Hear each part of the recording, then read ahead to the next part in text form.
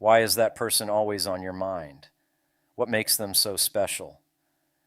And what if I told you this isn't a coincidence, but rather a message from your unconscious mind?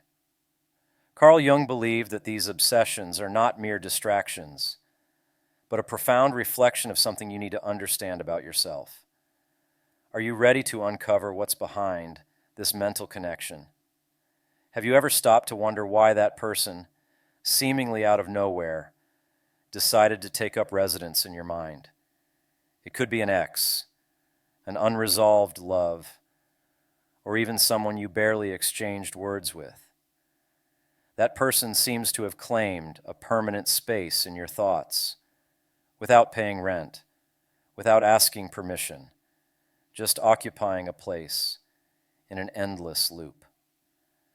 But what seems like a mere quirk of fate could actually be an important message from your unconscious. Carl Jung, one of the greatest minds in psychology, believed that these mental visits are no coincidence. Quite the opposite. They are signals. Signals that, if interpreted correctly, can reveal a great deal about yourself. According to Jung, these mental appearances aren't necessarily about the other person, but about what that person awakens in you. Fascinating, isn't it? So what lies behind all this? Is it love, obsession, or perhaps a reflection of something even deeper that you haven't yet acknowledged?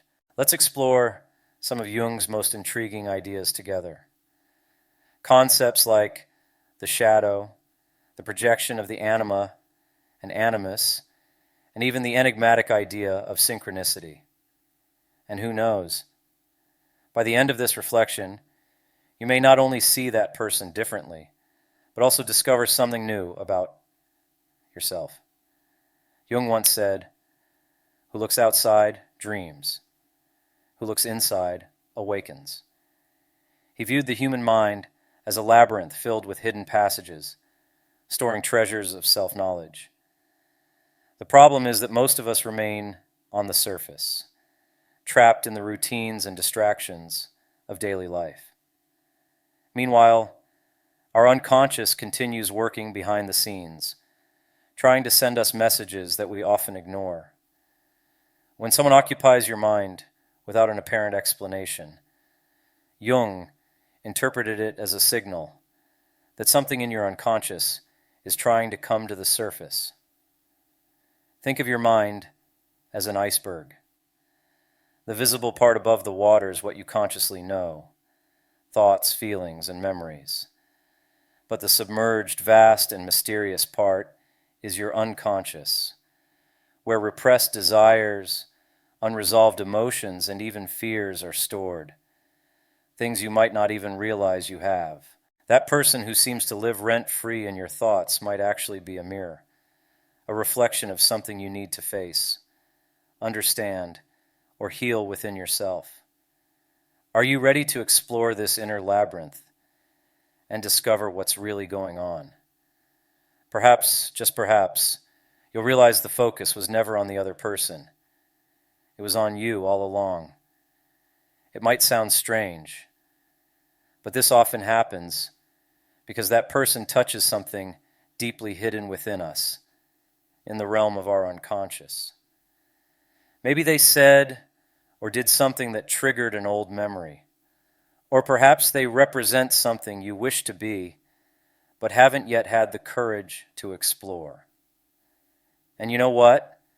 This doesn't mean you're doomed to be tormented by these thoughts forever.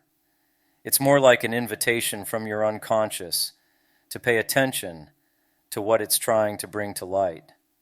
Carl Jung, the famous psychologist, said that within each of us exists a shadow, the part of ourselves we'd rather ignore.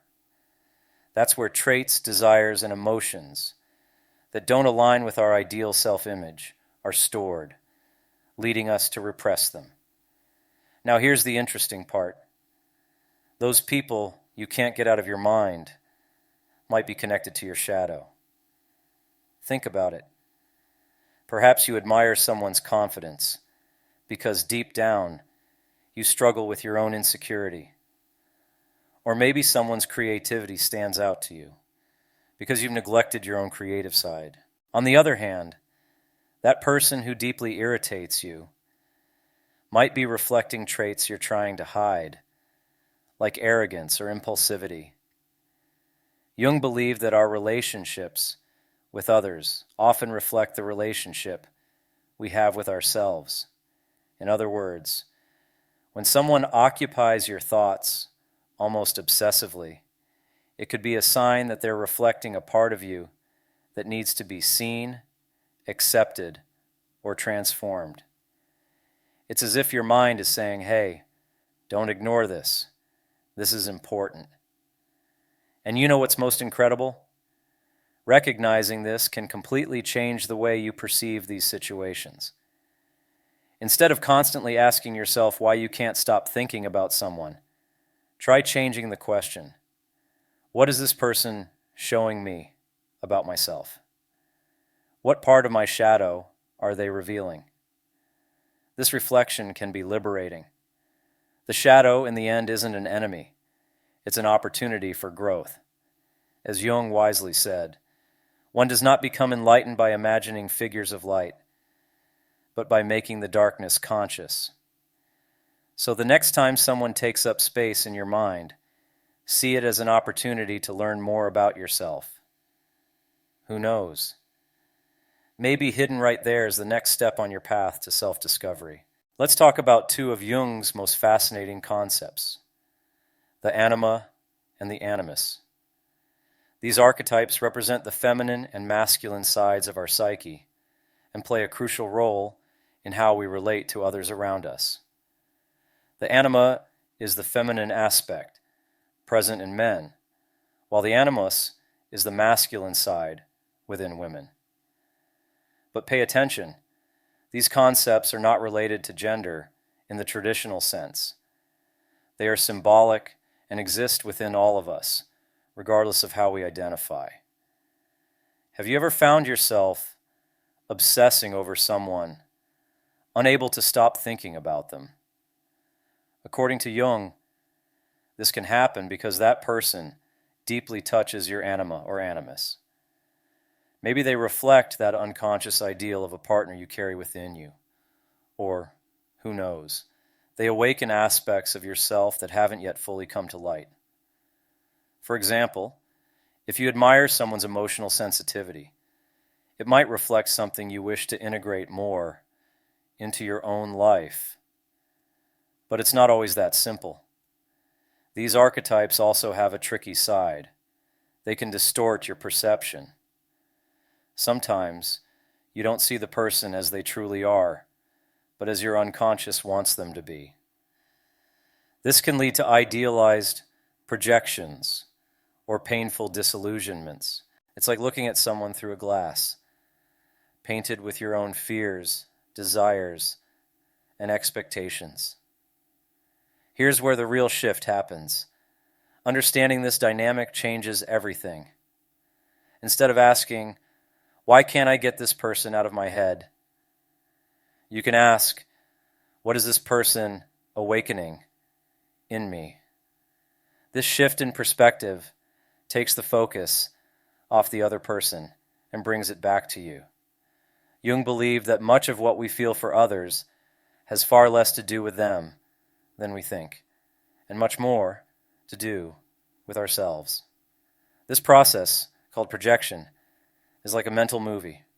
You take something inside you, a desire, a fear, or a quality, and project it onto another person as if they're the star of the show. Want an example? Let's say you admire someone's ambition. Deep down, perhaps you long to cultivate that trait in yourself, or maybe you already have it but haven't fully recognized it. On the flip side, if someone annoys you, it could reveal something you fear or avoid in yourself, like being controlling or emotionally distant. Here's where it gets challenging. Projections feel so real that it's easy to mistake those feelings for reality. You might swear the person is exactly as you perceive them, whether amazing or unbearable, without realizing you're actually seeing a reflection of yourself. But Jung saw this as a golden opportunity. Once you realize these feelings are projections, you can start to integrate and transform them into personal growth. And that's liberating. After all, what could be more powerful than using relationships and emotions as tools to better understand yourself? Have you ever caught yourself thinking about someone all the time, whether with admiration or irritation? When that happens, pause for a moment and ask yourself, what am I really seeing in this person? What does this reveal about me? This practice, though challenging, can help you take back control of your thoughts. After all, as Carl Jung observed, everything that irritates us about others can lead us to an understanding of ourselves. Then there are those coincidences that feel straight out of a movie. You think about someone, and shortly after, you receive a message from them.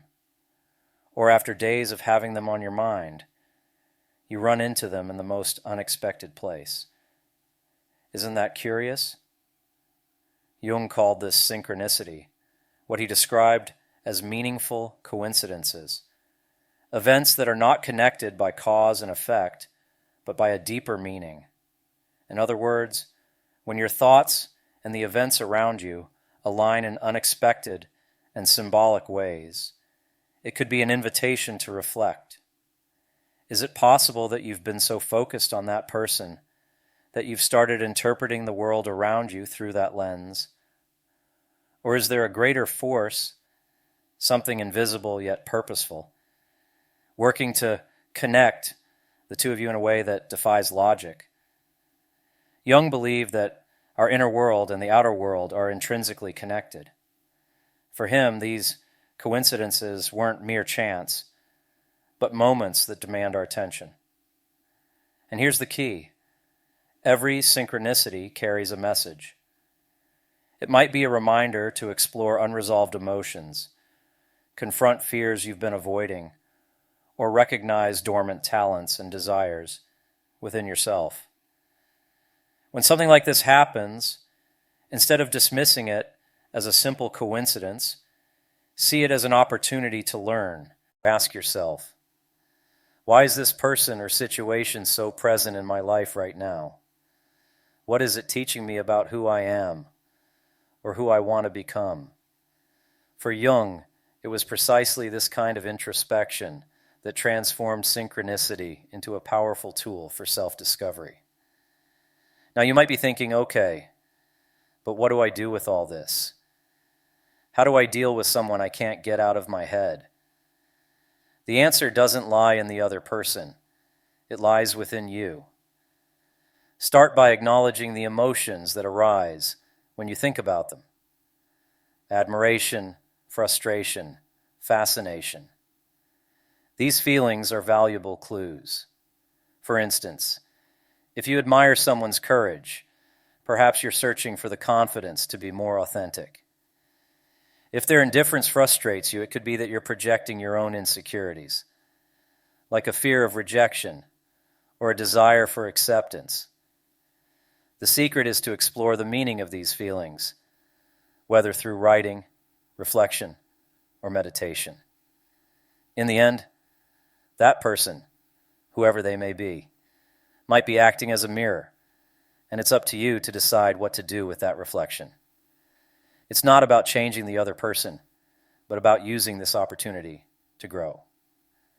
Because, at its core, as Jung said, synchronicity is an ever-present reality for those who have eyes to see. There comes a moment when reflecting is not enough. It's necessary to act. The insights you've gained aren't just random ideas. They're invitations to grow. Maybe it's time to strengthen your confidence, explore that creative side you've been neglecting, or even confront emotional wounds that haven't fully healed. The key isn't changing others, but transforming yourself. By organizing your thoughts, you can turn that mental whirlwind into a clear map towards self-awareness. As Jung said, until you make the unconscious conscious, it will direct your life, and you will call it fate. So why let your thoughts take the lead? Take control and uncover what your mind is really trying to show you. Our minds are like treasure chests, full of clues. Every thought, every emotion brings us closer to who we truly are. If someone occupies a fixed place in your thoughts, don't see it as a problem. See it as an invitation.